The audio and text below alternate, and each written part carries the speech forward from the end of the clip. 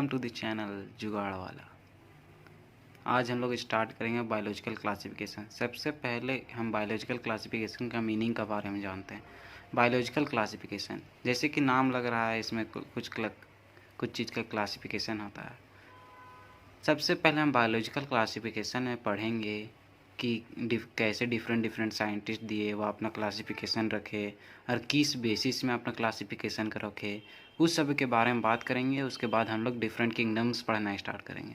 सबसे पहले earliest classification क्या होता है उसके बारे में जानते हैं। अर्लीस्ट क्लासिफिकेशन एक ऐसा क्लासिफिकेशन है जिसमें कुछ भी चीज़, जैसे हम लोग कुछ खा रहे हैं तो उसको एक ग्रुप में रख दिए, जिससे हम लोग को सुरक्षा प्रदान हो रहा है उसको अलग ग्रुप में रख दिए, जिससे हम लोग कपड़ा मिल रहा है उसको अलग ग्रुप में रख दिए, जिससे शेल्टर मिल रहा है उसको अलग ग्रुप में रख दिए।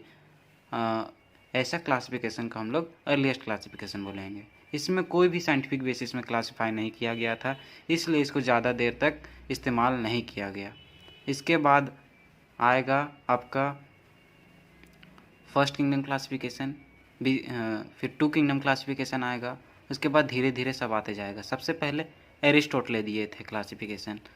एरिस्टोटले के बारे में पढ़ते हैं, ये आप लिख लीजिए, मैं इसको मिटाता हूँ। देखिए, जैसे कि मैं बोला फर्स्ट किंगडम क्लासिफिकेशन, देखिए ये फर्स्ट किंगडम क्लासिफिकेशन एरिस्टोटले दिए थे, जिसको हम लोग फर्स्ट किंगडम क्लासिफिकेशन के नाम से जानते हैं। एरिस्टोटले अपना क्लासिफिकेशन दिए थे on the basis of movement और नॉन मूवमेंट। जो चल पा रहा है, जो मूव कर पा रहा है, हम उसको एनिमल्स बोल दिए, और जो नहीं चल पा रहा है, नहीं मूव कर पा रहा है, उसको हम प्लांट्स बोल दिए। वो एनिमल्स को फर्दर फिर क्लासिफाई किए, उसमें एनाइमा और इनाइमा। एनाइमा में आरबीसी प्रेजेंट रहता था और इनाइमा में आरबीसी एब्सेंट रहता था। ये जो क्लासिफिकेशन था वो ज़्यादा दिन तक, ये तो पूरा ही सही ही दिए थे, मगर ये ज़्यादा दिन तक चल नहीं पाया क्योंकि इसमें कुछ कमी रह गई थी। उसके बाद हम लोग बात करते हैं सेकेंड किंगडम क्लासिफिकेशन। इसको लिख लिए हैं तो मैं आगे बढ़ता हूँ। देखिए, अब हम लोग टू किंगडम क्लासिफिकेशन स्टार्ट करते हैं।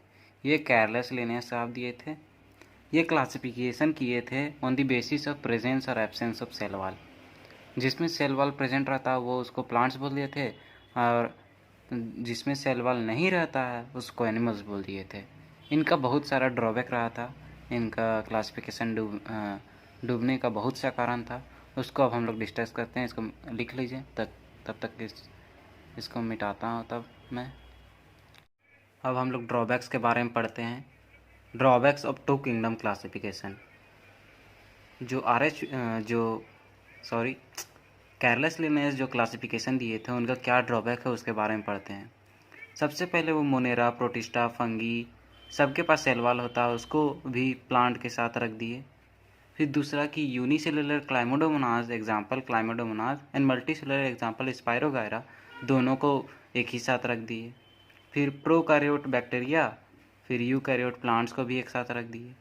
फिर autotrophs plants and heterotrophs fungi को भी एक जगह रख दिए। और इसके अलावा अनेकों ऐसे कारण थे जिनके कारण उसका क्लासिफिकेशन को एक्सेप्ट नहीं किया गया। ये मोनेरा, प्रोटिस्टा, फंगी, आगे ये सब किंगडम है, उनके बारे में हम बात करेंगे। इतना आप नोट डाउन कर लीजिए, तब तक नोट डाउन कर लीजिए ताकि मैं मिटा सकूं। फिर सेकंड किंगडम क्लासिफिकेशन के बाद थर्ड किंगडम क्लासिफिकेशन आया, जो अर्नेस्ट हैकल साहब दिए। ये न्यू किंगडम प्रोटिस्टा को दिए। न्यू किंगडम एक प्रोटिस्टा बनाए जो कि प्रोटिस्टा में रहता था यूकैरियोटिक ऑर्गेनिजम्स रहता था और यूनिसेलुलर। प्लांटेन एनिमिलिया तो पहले से था, इसलिए प्रोटिस्टा, प्लांटेन एनिमिलिया 3 किंगडम हो गए, इसलिए इसका नाम थ्री किंगडम क्लासिफिकेशन रखा गया। ये अर्नेस्ट हैकल साहब दिए थे, और जो प्रोटिस्टा था उसमें यूकैरियोट और यूनिसेलुलर ऑर्गेनिजम्स को रखा गया था। उसके बाद फोर किंगडम क्लासिफिकेशन आया जो कि कोपलैंड दिए। ये न्यू किंगडम एक मोनेरा बनाया जिसमें प्रोकैरियोट और यूनिसेलुलर ऑर्गेनिज्म को रखा गया था। तो मोनेरा हो गया, प्रोटिस्टा हो गया, प्लांटे, एनिमिलिया, 4 हो गए, इसलिए फोर किंगडम क्लासिफिकेशन नाम रखा गया। ये कोपलैंड दिए थे जिसमें एक न्यू किंगडम मोनेरा ऐड किए थे जिसमें प्रोकैरियोट और यूनिसेलुलर ऑर्गेनिजम्स को रखा गया था। अब हम लोग 5 किंगडम क्लासिफिकेशन पढ़ेंगे जो कि आर एच विटेकर साहब दिए थे 1969 में। ये न्यू किंगडम फंगई दिए थे। तो Monera, protista, fungi, Plantae, Animalia 5 हो गया, इसलिए इसका 5 किंगडम क्लासिफिकेशन नाम रखा गया। जो बेसिक्स था जिसके द्वारा आर एच विटेकर क्लासीफाई किए थे वो था सेलुलर ऑर्गेनाइजेशन, जिसमें प्रोकैरियोट, यूकैरियोट आते हैं, body of organisation, unicellular, multicellular, फिर mode of nutrition, autotrophs, heterotrophs, reproduction, sexual, asexual, उसके बाद फाइलोजेनेटिक रिलेशन जो इवोल्यूशनरी रिलेशनशिप कहा जाता है, जिसको फाइलोजेनेटिक रिलेशनशिप को इवोल्यूशनरी रिलेशनशिप कहा जाता है। इनका क्लासिफिकेशन काफ़ी हद तक एक्सेप्ट कर लिया गया था, बस एक ही कमी रह गई थी इसमें।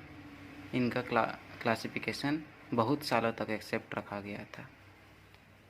फिर आर एच विटेकर को कमी को पूरा करने के लिए कैरल लुईस अपना क्लासिफिकेशन कर रहा है जिसको 6 किंगडम क्लासिफिकेशन कहा जाता है। ये मोनेरा को 2 किंगडम क्लासीफाई किए। सबसे पहला आर्के बैक्टीरिया एंड दूसरा यू बैक्टीरिया। आर्के बैक्टीरिया को उन्होंने फर्स्ट डोमेन ऑफ लाइफ कहा और यू बैक्टीरिया को सेकंड डोमेन ऑफ लाइफ कहा। प्रोटिस्टा, फंगी, प्लांटे, एनिमेलिया को उन्होंने थर्ड डोमेन ऑफ लाइफ कहा। आप लोग सोच रहे होंगे कि डोमेन का मतलब होता क्या है। जो हाईएस्ट रैंक ऑक्यूपाई करेगा उसको डोमेन कहते हैं। आप ऐसे भी समझ सकते हैं कि सबसे पहले दुनिया में कौन आया। सबसे पहले कौन आया? आर्के बैक्टीरिया आया, उसके बाद यू बैक्टीरिया आया, उसके बाद धीरे धीरे डेवलप होते होते प्रोटिस्टा, फंगी, प्लांट, एनिमेलिया बनते गए।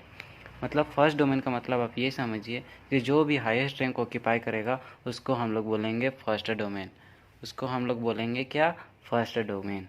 तो आर एच कैरल उसके हिसाब से उन्होंने 6 किंगडम और 3 डोमेन्स ऑफ लाइफ दिया।